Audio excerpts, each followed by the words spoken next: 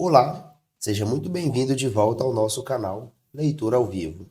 No vídeo de hoje, vamos continuar a leitura da Bíblia a partir do livro de Romanos, capítulo 7.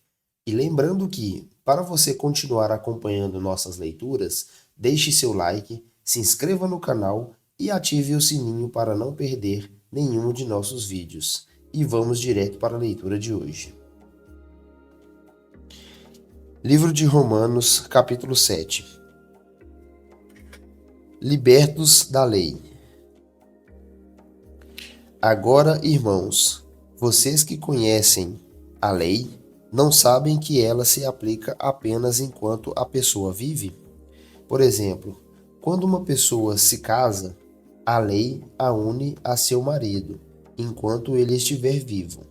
No entanto, se ele morrer, as leis do casamento já não se aplicarão à mulher. Portanto, enquanto o marido estiver vivo, se ela se casar com outro homem, cometerá adultério. Mas se o marido morrer, ela ficará livre dessa lei e não cometerá adultério ao se casar novamente. Assim, meus irmãos, vocês morrerão para o poder da lei quando morreram com Cristo, e agora estão unidos com aquele que foi ressuscitado dos mortos. Como resultado, podemos produzir uma colheita de boas obras para Deus.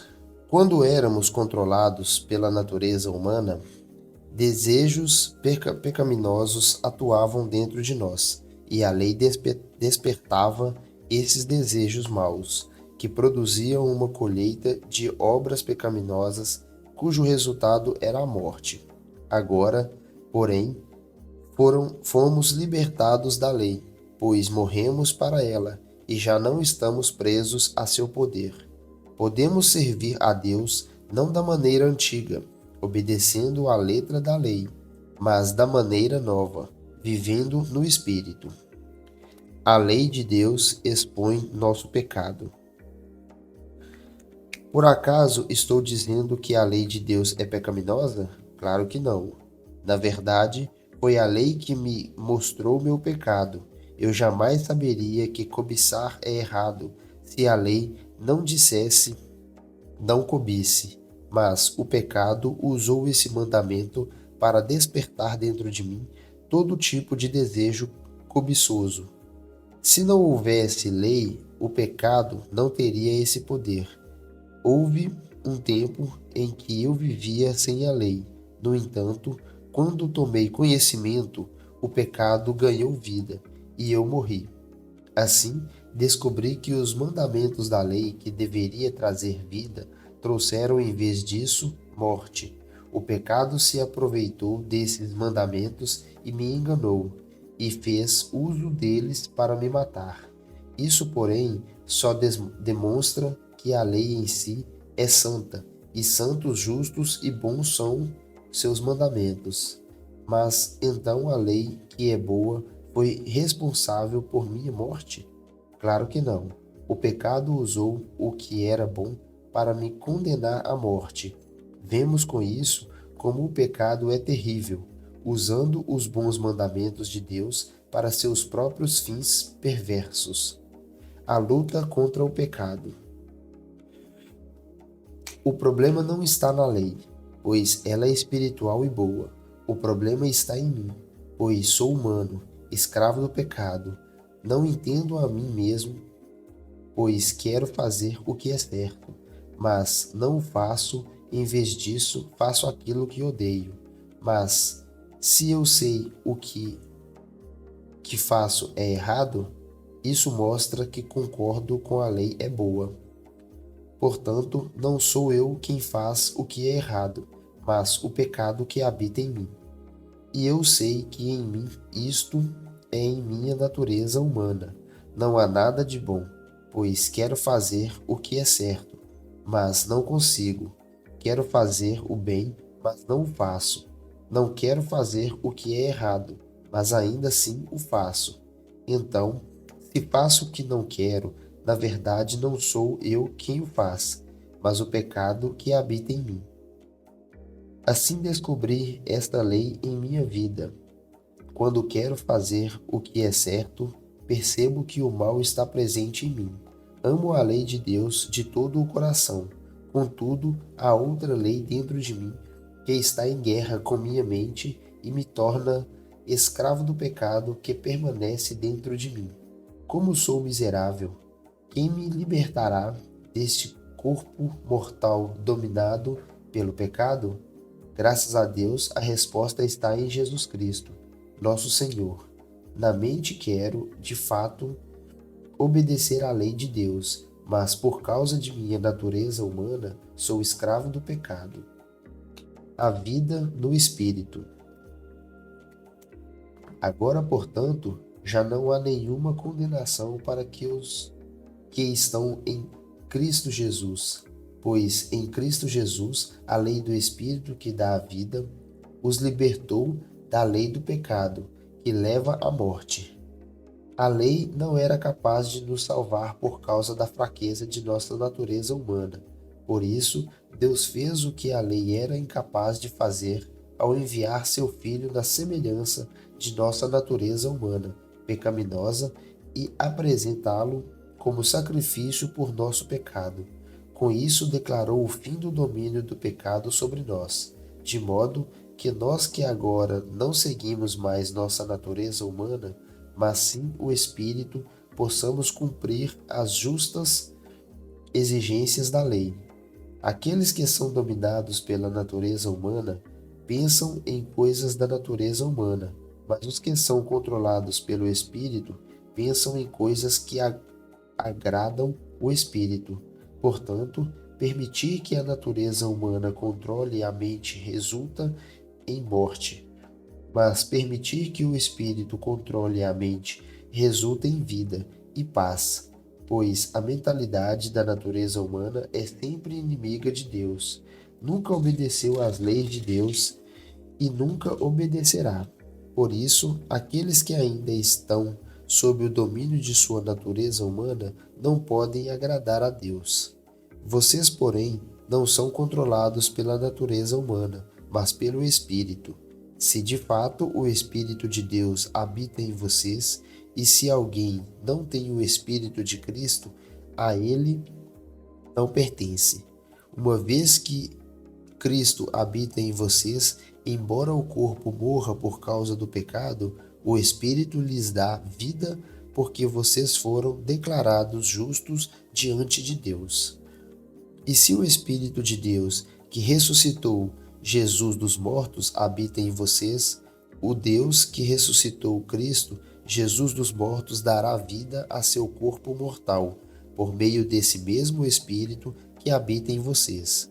Portanto, irmãos, vocês não têm de fazer o que sua natureza humana lhes pede, porque se viverem de acordo com as exigências dela, morrerão.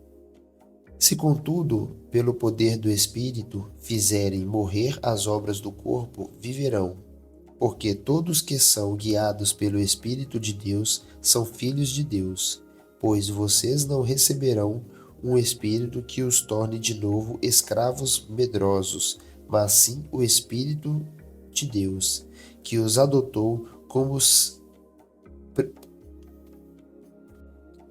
pois vocês não receberão um espírito que os torne de novo escravos medrosos, mas sim o Espírito de Deus, que o adotou como seus próprios filhos. Agora nós o chamamos Abba, Pai, pois o seu Espírito confirma o nosso Espírito, que somos filhos de Deus. Se somos filhos, então somos seus herdeiros e, portanto, co-herdeiros com Cristo. Se de fato participamos de seu sofrimento, participaremos também de sua glória. A glória futura. Considero que nosso sofrimento de agora não é nada comparado com a glória que ele nos revelará mais tarde. Pois toda a criação aguarda com grande expectativa o dia em que os filhos de Deus serão revelados. Toda a criação, não por vontade própria, foi submetida por Deus a uma existência fútil, na esperança de que, com os filhos de Deus, a criação seja gloriosamente liberta da decadência que a escraviza. Pois sabemos que, até agora, toda a criação geme como em dores de parto. E nós, os que cremos, também gememos, embora tenhamos o Espírito em nós como antecipação da glória futura, pois aguardamos ansiosos pelo dia em que desfrutaremos nossos direitos de adoção, incluindo a redenção de nosso corpo. Recebemos nossa esperança quando fomos salvos. Se já temos alguma coisa, não há necessidade de esperar por ela. Mas, se esperamos por algo que ainda não temos, devemos fazê-lo com paciência e confiança. E o Espírito nos ajuda em nossa fraqueza, pois não sabemos orar segundo a vontade de Deus, mas o próprio Espírito intercede por nós com gemidos que não podem ser expressos em palavras.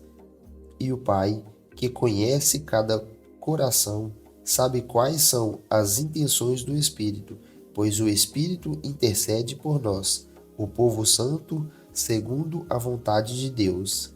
E sabemos que Deus faz todas as coisas cooperarem para o bem daqueles que o amam e que são chamados de acordo com seu propósito. Pois Deus conheceu de antemão os seus e os predestinou para se tornarem semelhantes à imagem de seu Filho, a fim de que ele fosse o primeiro entre muitos irmãos. Depois de predestiná-los, ele os chamou, e depois de chamá-los, os declarou justos, e depois de declará-los justo, lhes deu sua glória. Nada pode nos separar do amor de Deus.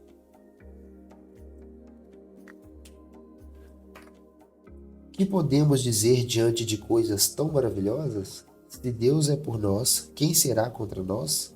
Se ele não poupou nem mesmo seu próprio filho, mas o entregou por todos nós, acaso não nos dará todas as outras coisas?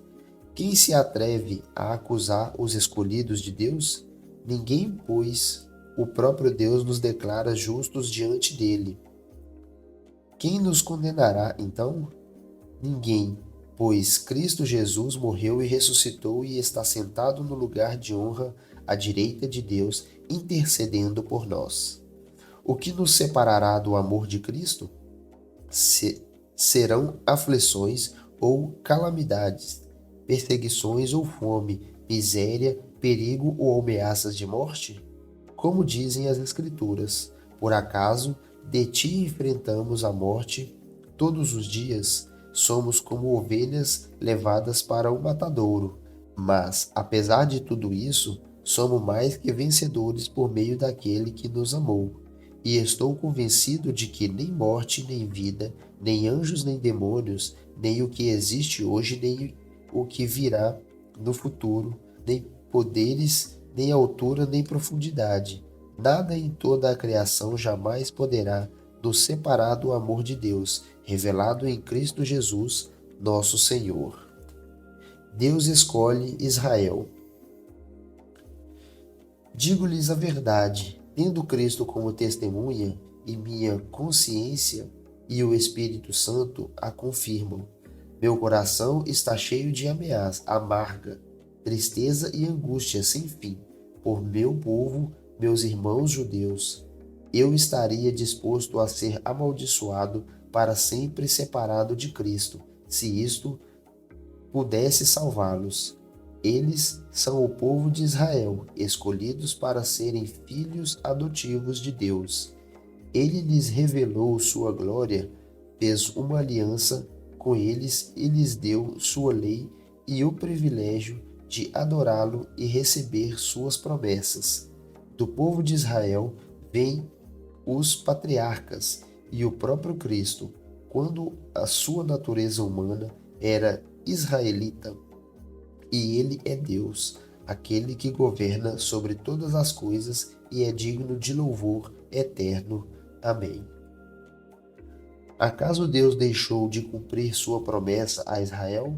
Não, pois nem todos os descendentes de Israel pertencem de fato ao povo de Deus. Só não significa que são verdadeiramente de filhos de Abraão, pois as Escrituras dizem: Isaque é o filho de quem depende da sua descendência. Isso significa que os descendentes físicos de Abraão não são necessariamente filhos de Deus. Apenas os filhos da promessa são considerados filhos de Abraão, pois Deus havia prometido: Voltarei por esta época e Sara terá um filho. Esse fato não é único. Também Rebeca ficou grávida de nosso antepassado Isaque e deu à luz gêmeos. Antes de eles nascerem, porém, antes mesmo de terem feito qualquer coisa boa ou má, ele recebeu uma mensagem de Deus. Essa mensagem mostra que Deus escolhe as pessoas conforme os propósitos dele e as chama sem levar em conta as obras que praticam. Foi dito a Rebeca: seu filho mais velho servirá a seu filho mais novo. Nas palavras das Escrituras, amei Jacó, mas rejeitei Esaú. Estamos dizendo então que Deus foi justo? Claro que não, pois Deus disse a Moisés: terei misericórdia de quem eu quiser e mostrarei compaixão a quem eu quiser. Portanto, a misericórdia depende apenas de Deus e não de nosso desejo, nem de nossos esforços, pois as Escrituras afirmam que Deus disse a Faraó: eu o coloquei em posição de autoridade, com o propósito de mostrar em você meu poder e propagar meu nome por toda a terra.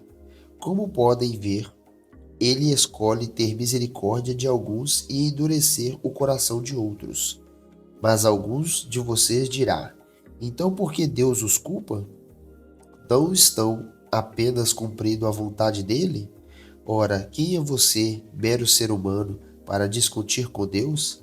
Acaso o objetivo criado pode dizer aquele que criou: por que você me fez assim?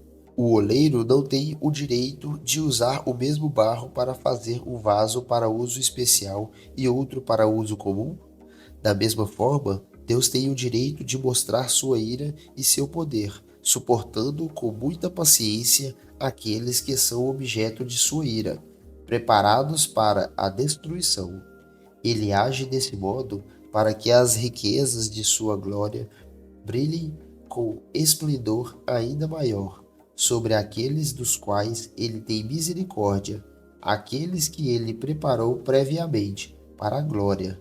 E nós estamos entre os que ele chamou, tanto dentre os judeus como dentre os gentios. A esse respeito, Deus diz na profecia de Oséias: chamarei meu povo, aqueles que não eram meu povo, e amarei aqueles que antes eu não amava. E também, no lugar onde lhes foi dito: vocês não são meu povo, eles serão chamados filhos do Deus vivo.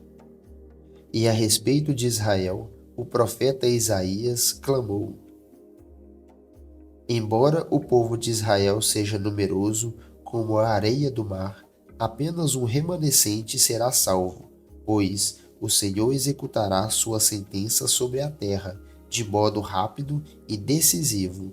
E como Isaías tinha dito em outra passagem: se o Senhor dos Exércitos não houvesse poupado alguns de nossos filhos, teríamos sido exterminados como Sodoma e destruídos como Gomorra. A incredulidade de Israel. O que significa tudo isso? Embora os gentios não buscassem seguir as normas de Deus, foram declarados justos, e isso aconteceu pela fé. Já o povo de Israel, que se esforçou tanto para cumprir a lei a fim de se tornar justo, nunca teve sucesso. Por que não? Porque tentaram se tornar justos por meio de suas obras e não pela fé. Tropeçaram na grande pedra em seu caminho, e esse respeito as Escrituras afirmam: Ponho em Sião uma pedra que os faz tropeçar, uma rocha que os faz cair, mas quem confiar nele jamais será envergonhado. Irmãos, o desejo de meu coração e minha oração a Deus é que o povo de Israel seja salvo. Sei da dedicação deles por Deus, mas é entusiasmo sem entendimento, pois não entendimento a maneira como Deus declara as pessoas justas diante dele, apegam-se a seu próprio modo de se tornar justos, tentando seguir a lei, e recusam a maneira de Deus, pois Cristo é o propósito para o qual a lei foi criada. Como resultado, todo o que nele crê é declarado justo. A salvação é para todos. Moisés escreve que o modo pelo qual a lei torna alguém justo exige obediência a todos os seus mandamentos, mas o modo pelo qual a fé torna alguém justo diz: não diga em seu coração: quem subirá ao céu para trazer Cristo para a terra, e não diga: quem descerá ao lugar dos mortos para trazer Cristo de volta à vida. Na verdade, diz: a mensagem está bem perto, está em seus lábios e em seu coração.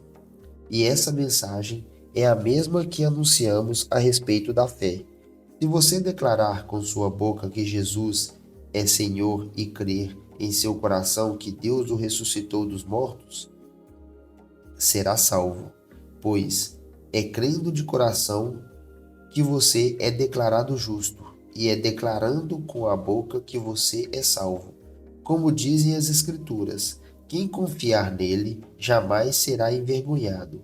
Nesse sentido, não há diferença entre judeus e gentios, uma vez que ambos têm o mesmo Senhor, que abençoa generosamente todos que o invocam, pois todo aquele que invocar o nome do Senhor será salvo. Mas como poderão invocá-lo se não crerem nele? E como crerão nele se jamais tiveram ouvido a seu respeito? E como ouvirão a seu respeito se ninguém lhes falar? E como alguém falará se não for enviado? Por isso as Escrituras dizem: como são belos os pés dos mensageiros que trazem as boas novas. Nem todos, porém, aceitam as boas novas, pois o profeta Isaías disse: Senhor, quem creu em nossa mensagem? Portanto, a fé vem por ouvir, isto é por ouvir as boas novas a respeito de Cristo. Mas eu pergunto: o povo de Israel ouviu de fato a mensagem?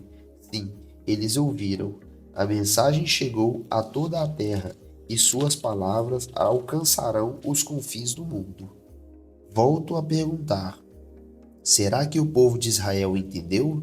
Sim, eles entenderam, pois já no templo de Moisés, Deus disse: provocarei seu ciúme por meio de um povo, que nem sequer é nação.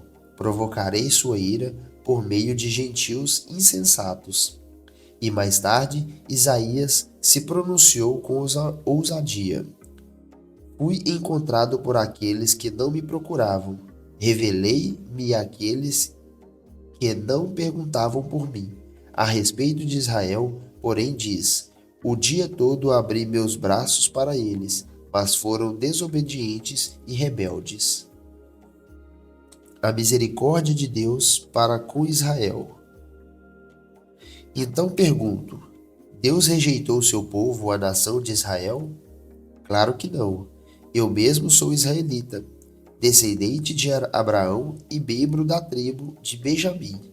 Não, Deus não rejeitou seu povo, que conheceu de antemão. Vocês sabem o que as Escrituras dizem a esse respeito? O profeta Elias se queixou a Deus sobre o povo de Israel, dizendo: Senhor, eles mataram teus profetas e derrubaram teus altares. Sou o único que restou, e agora também procuram me matar.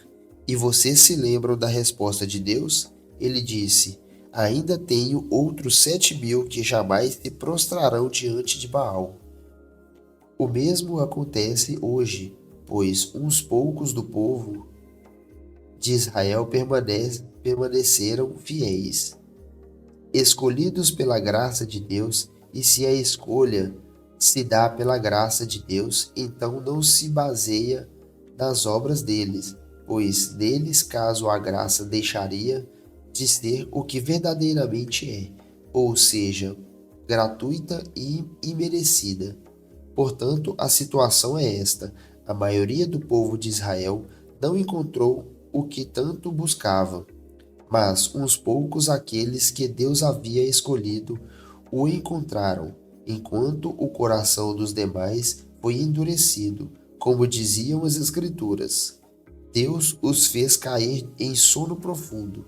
Até hoje fechou-lhes os olhos para que não vejam e tapou-lhes os ouvidos para que não ouçam. Da mesma forma, Davi disse: que sua mesa farta se transforme em laço, em armadilha que os faça pensar que tudo vai bem, que seus privilégios os façam tropeçar e que recebam o que merecem, que seus olhos se escureçam para que não vejam e que suas costas fiquem encurvadas para sempre. Acaso o povo de Deus tropeçou e caiu sem possibilidade de se levantar? Claro que não. Foram desobedientes e por isso Deus tornou a salvação acessível aos gentios, para que seu próprio povo sentisse ciúme. Se os gentios foram enriquecidos, por que os israelitas fracassaram ao rejeitar a salvação que Deus lhes oferece?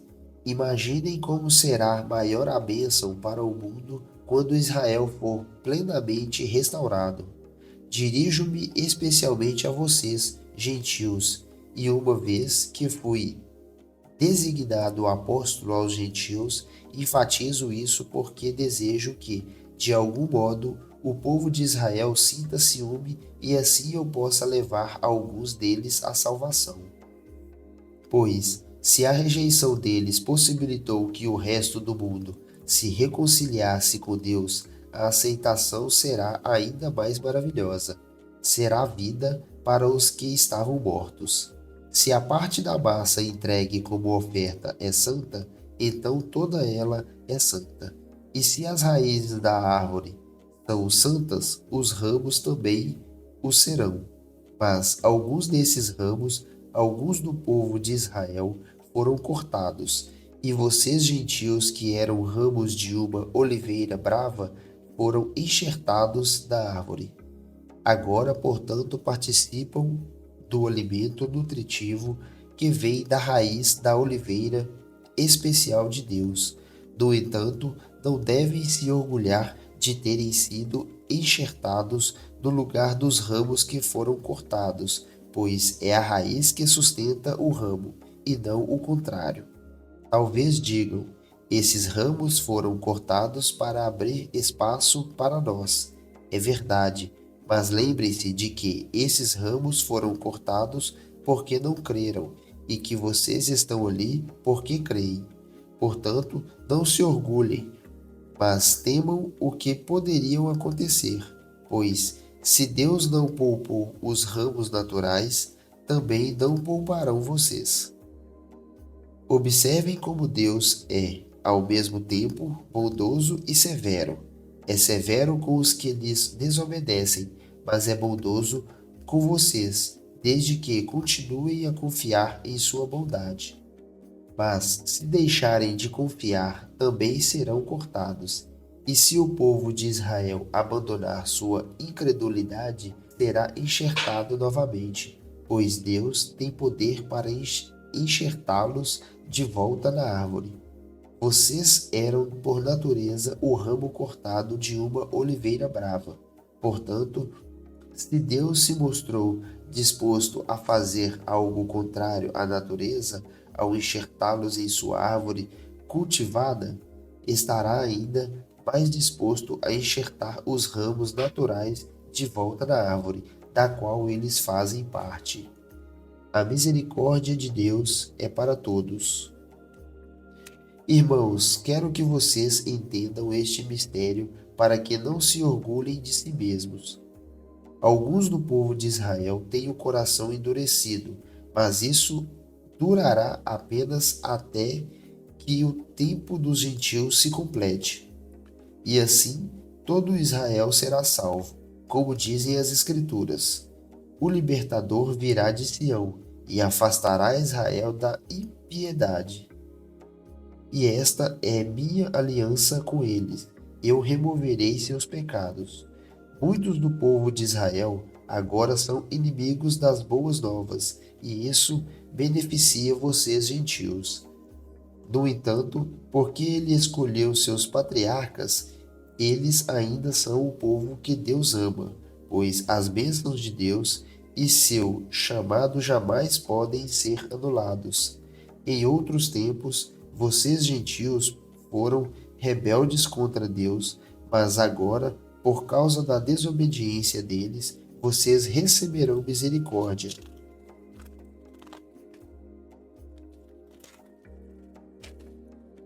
Agora eles são os rebeldes, e Deus foi misericordioso com vocês, para que eles também participem da misericórdia dele.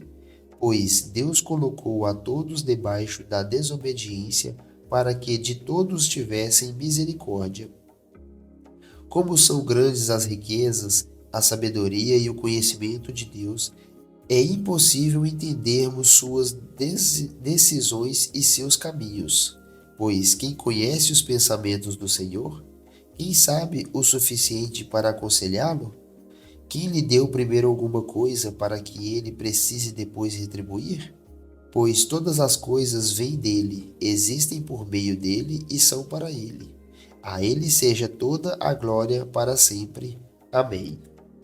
Sacrifício vivo para Deus. Portanto, irmãos, suplico-lhes que entregue seu corpo a Deus por causa de tudo o que ele fez por vocês. Que seja um sacrifício vivo, santo, do tipo que Deus considere agradável. Essa é a verdadeira forma de adorá-lo. Não imitem o comportamento e os costumes deste mundo, mas deixem que Deus os transforme por meio de uma mudança em seu modo de pensar, a fim de que experimentem a boa, agradável e perfeita vontade de Deus para vocês. Com base na graça que recebi, dou a cada um de vocês a seguinte advertência: não se considerem melhores do que realmente são, antes sejam honestos em sua autoavaliação, medindo-se de acordo com a fé que Deus nos deu. Da mesma forma que no nosso corpo tem vários membros e cada membro uma função específica, assim é também como o corpo de Cristo. Somos membros diferentes do mesmo corpo e todos pertencemos uns aos outros. Deus, em sua graça, nos concedeu diferentes dons. Portanto, se você tiver a capacidade de profetizar, faça-o de acordo com a proporção de fé que recebeu. Se tiver o dom de servir, sirva com dedicação. Se for mestre, ensine bem. Se seu dom consiste em encorajar pessoas, encoraje-as. Se for o dom de contribuir, dê com generosidade. Se for o de exercer liderança, lidere de forma responsável. E se for o de demonstrar misericórdia, pratique-o com alegria. Amém as pessoas sem fingimento. Odeiem tudo que é mal. Apeguem-se firmemente ao que é bom. Amem-se com amor fraternal e tenham prazer em honrar uns aos outros. Jamais sejam preguiçosos, mas trabalhem com dedicação e sirvam ao Senhor com entusiasmo. Alegrem-se em nossa esperança.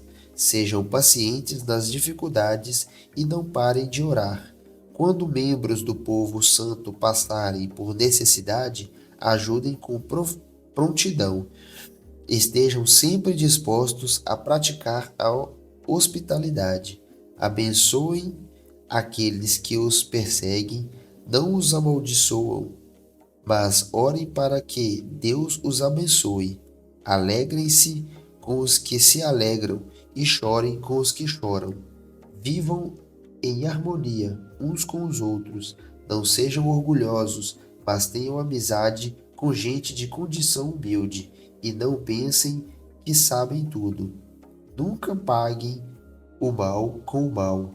Pensem sempre em fazer o que é melhor aos olhos de todos. No que depender de vocês, vivam em paz com todos. Amados, nunca se vinguem. Deixem que a ira de Deus se encarregue disso, pois assim dizem as Escrituras: a vingança cabe a mim. Eu lhes darei o troco, diz o Senhor. Pelo contrário, se seu inimigo estiver com fome, dê-lhe de comer. Se estiver com sede, dê-lhe de beber. Ao fazer isso, amontoará brasas vivas sobre a cabeça dele. Não deixem que o mal os vença, mas vençam o mal praticando o bem. Respeito pelas autoridades. Todos devem sujeitar-se às autoridades, pois toda autoridade vem de Deus, e aqueles que ocupam cargos de autoridade foram ali colocados por Ele. Portanto, quem se rebela contra a autoridade se rebela contra o Deus que a instituiu e será punido, pois as autoridades não causam temor daqueles que fazem o que é certo, mas sim dos que fazem o que é errado. Você deseja viver livre do medo das autoridades? Faça o que é certo e elas o honrarão. As autoridades estão a serviço de Deus para o seu bem, mas se você estiver fazendo algo errado, é evidente que deve temer, pois elas têm o poder de puni-lo, pois estão a serviço de Deus para castigar os que praticam o mal. Portanto, sujeitem-se a elas, não apenas para evitar a punição, mas também para manter a consciência limpa. É por esse motivo também que vocês pagam impostos, pois as autoridades estão a serviço de Deus do trabalho que realizam. Deem a cada um o que lhe é devido. Paguem os impostos e tributos àqueles que os recolhem, e honrem e respeitem as autoridades. O amor cumpre as exigências da lei de Deus. Não devam nada a ninguém, a não ser o amor de uns pelos outros. Quem ama seu próximo cumpre os requisitos da lei de Deus, pois os mandamentos dizem: não cometa adultério, não mate, não roube, não cobice. Esses e outros mandamentos semelhantes se resumem num só: ame o seu próximo como a si mesmo. O amor não faz o mal ao próximo, portanto, o amor cumpre todas as exigências da lei de Deus. Tudo isso é ainda mais urgente porque vocês sabem como é tarde. O tempo está se esgotando. Despertem, pois nossa salvação está mais próxima agora do que quando cremos no início. A noite está quase acabando e logo vem o dia. Portanto, deixem de lado as obras das trevas como se fossem roupas sujas e vistam a armadura da luz. Uma vez que pertencemos ao dia, vivamos com decência à vista de todos. Não participem de festanças desregradas, de bebedeiras, de promiscuidade sexual e de práticas imorais, e não se envolvam em brigas nem em invejas.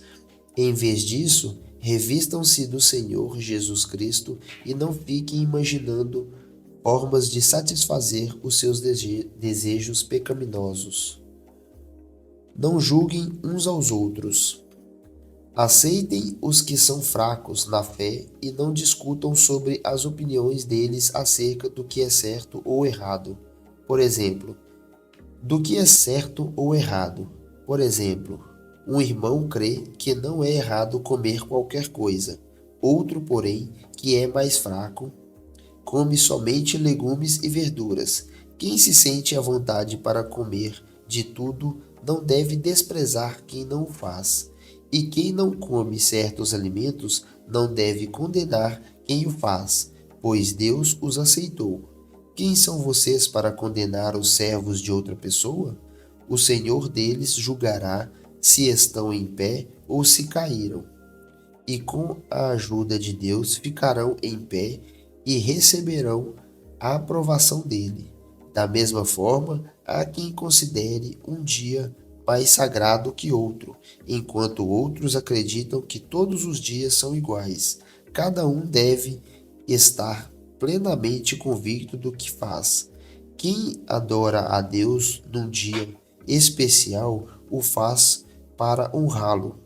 Quem come qualquer tipo de alimento também o faz para honrar o Senhor, uma vez que dá graças a Deus antes de comer. E quem se recusa a comer certos alimentos deseja igualmente agradar ao Senhor e por isso dá graças a Deus. Pois não vivemos nem morremos para nós mesmos. Se vivemos, é para honrar o Senhor, e se morremos, é para honrar o Senhor. Portanto, quer vivamos, quer morramos, pertencemos ao Senhor. Por isso, Cristo morreu e ressuscitou para ser Senhor tanto dos vivos como dos mortos. Então, por que você julga outro irmão? Por que o despreza?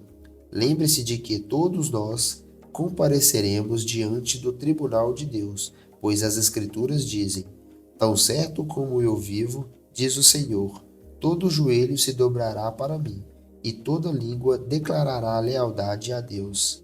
Assim, cada um de nós será responsável por sua vida diante de Deus. Portanto, deixemos de julgar uns aos outros, em vez disso, resolvam viver de modo a nunca fazer um irmão tropeçar e cair.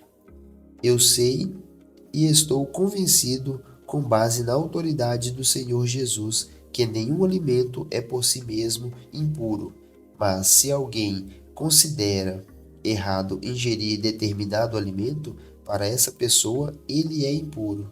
E se outro irmão se aflige em razão do que você come, ao ingerir esse alimento você não age com amor. Não deixe que sua comida seja a causa da perdição de alguém por quem Cristo morreu.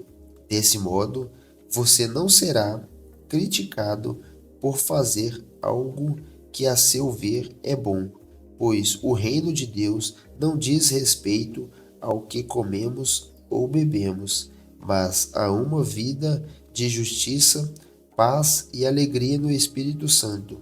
Se servirem a Cristo com essa atitude, agradarão a Deus e também receberão a aprovação das pessoas. Portanto, tenhamos como alvo a harmonia e procuremos edificar uns aos outros. Não destruam a obra de Deus por causa da comida. Embora todos os alimentos sejam aceitáveis, é errado comer algo que leve alguém a tropeçar.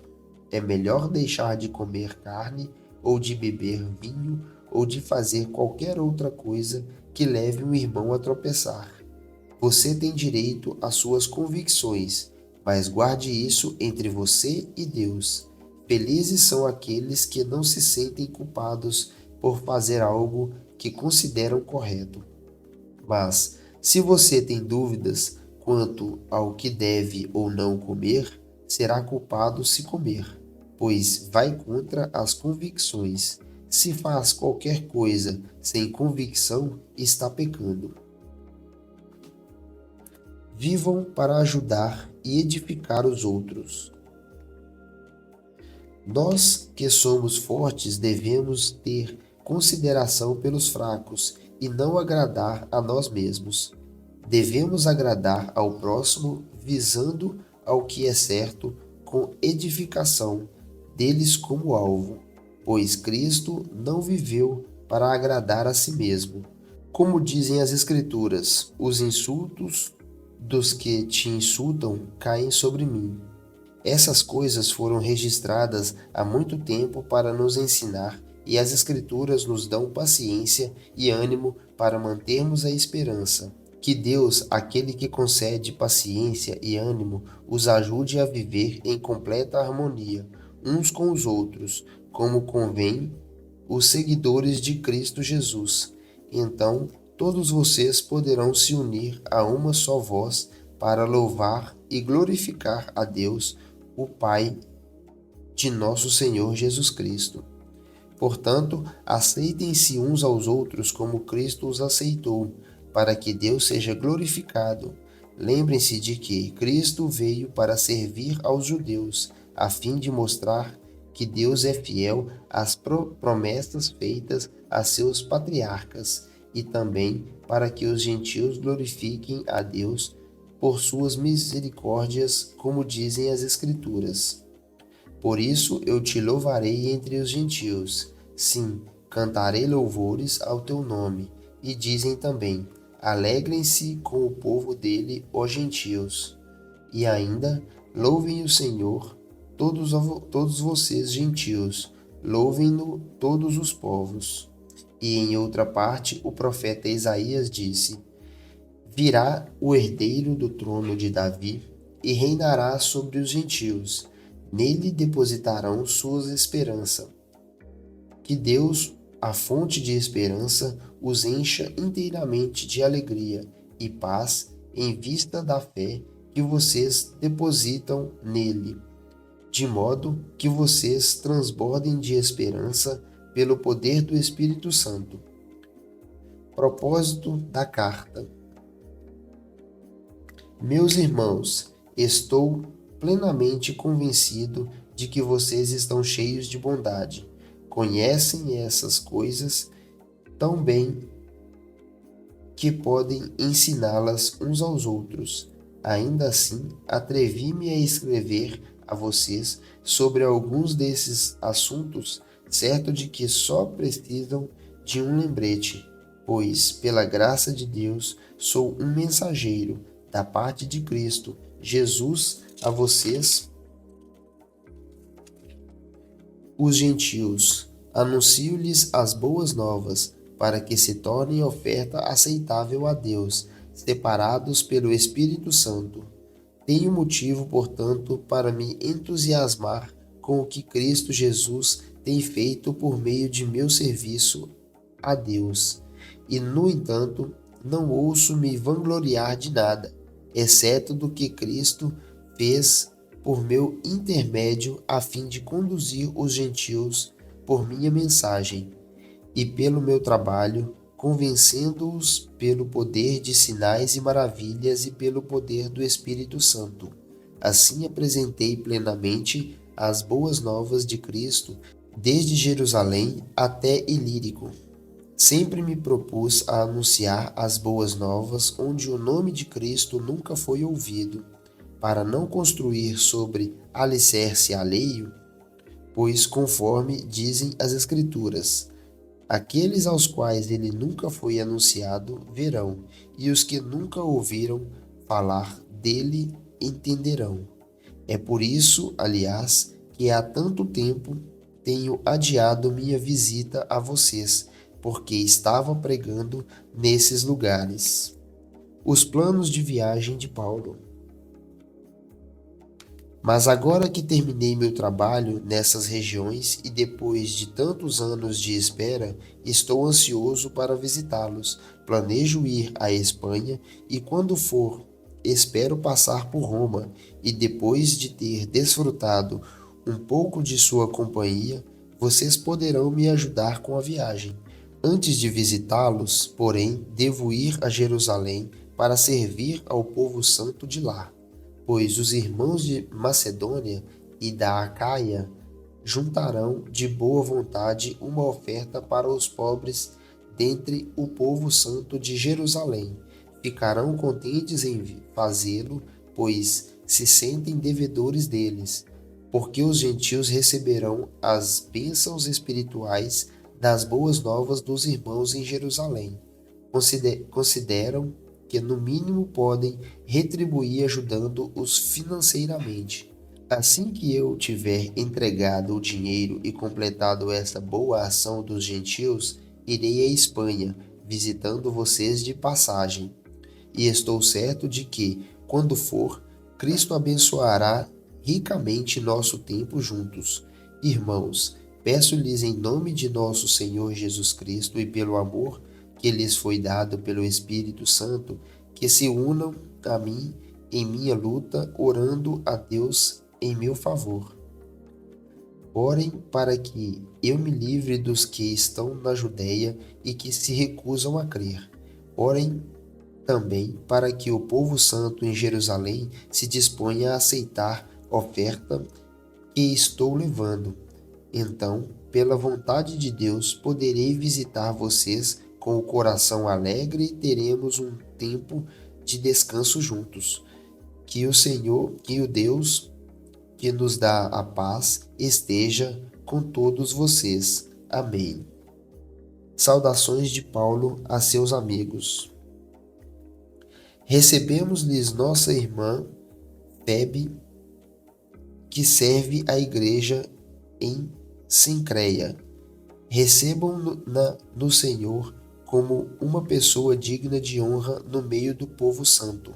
Ajudem-na no que ela precisar, pois tem sido de grande ajuda para muitos, especialmente para mim. Deem minhas saudações a Priscila e Áquila, meus colaboradores no serviço de Cristo Jesus. Certa vez eles arriscaram a vida por mim. Sou grato a eles, e também o são todas as igrejas dos gentios. Saúdem a igreja que se reúne na casa deles. Saúdem também meu querido amigo Epêneto, que foi o primeiro seguidor de Cristo na província da Ásia.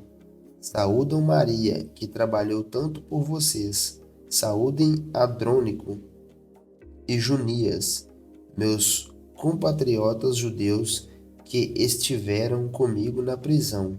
São muito respeitados entre os apóstolos e se tornaram seguidores de Cristo antes de mim. Saúdem Ampliato, meu querido amigo no Senhor. Saúdem Urbano, nosso colaborador em Cristo, e meu querido amigo Estaques. Saúdem Apeles, um bom homem aprovado por Cristo. Saúdam os que são da casa de Aristóbulo. Saúdem Herodião, meu compatriota judeu. Saúdem os da casa de Narciso, que são do Senhor. Saúdam Trifena e Trifosa, obreiras do Senhor, e a estimada Pérside, que tem trabalhado com dedicação para o Senhor. Saúdem Rufo, a quem o Senhor escolheu, e também sua mãe, que tem sido mãe para mim. Saúdem Assíncrito, Flegonte, Hermes, Pátrobas, Hermas e os irmãos que se reúnem com eles. Saúdem Filólogo, Júlia, Nereu e sua irmã, e também Olimpas e todo o povo santo que se reúne com eles. Saúdem uns aos outros com beijo santo. Todas as igrejas de Cristo lhes enviam saudações. Instruções finais de Paulo. E agora, irmãos, peço-lhes que tomem cuidado com aqueles que causam divisões e perturbam a fé, ensinando coisas contrárias ao que vocês aprenderam. Fiquem longe deles. Esses indivíduos não servem a Cristo, nosso Senhor, mas apenas a seus próprios interesses, e enganam os inocentes com palavras suaves e bajulações. Mas todos sabem que vocês são obedientes ao Senhor, o que muito me alegra. Quero que sejam sábios quanto a fazer o bem e permaneçam inocentes de todo mal. Em breve o Deus de paz esmagará Satanás sobre os pés de vocês. Que a graça de nosso Senhor Jesus seja com vocês. Timóteo, meu colaborador, lhes envia saudações, bem como Lúcio, Jason e Sosípatro, meus compatriotas judeus. Eutécio, que escrevo esta carta para Paulo, também envio minhas saudações no Senhor. Gaio o saúda. Estou hospedado em sua casa, onde ele também tem recebido toda a igreja. Erasmo, tesoureiro da cidade, bem como nosso irmão Quarto, lhes enviam saudações.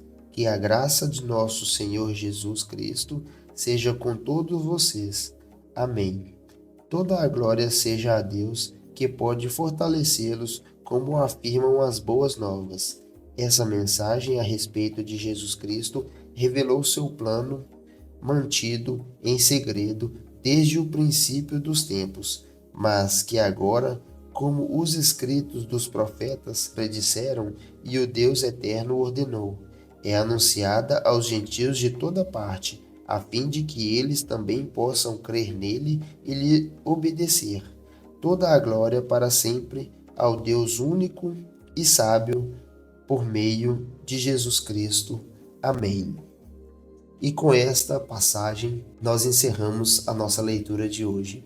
E eu agradeço a você por chegar até aqui e te peço que você clique no botão de curtir, deixe seu like e se inscreva no canal e ative o sininho para não perder nenhum de nossos vídeos. Eu espero você na nossa próxima leitura e fique em paz e fique bem.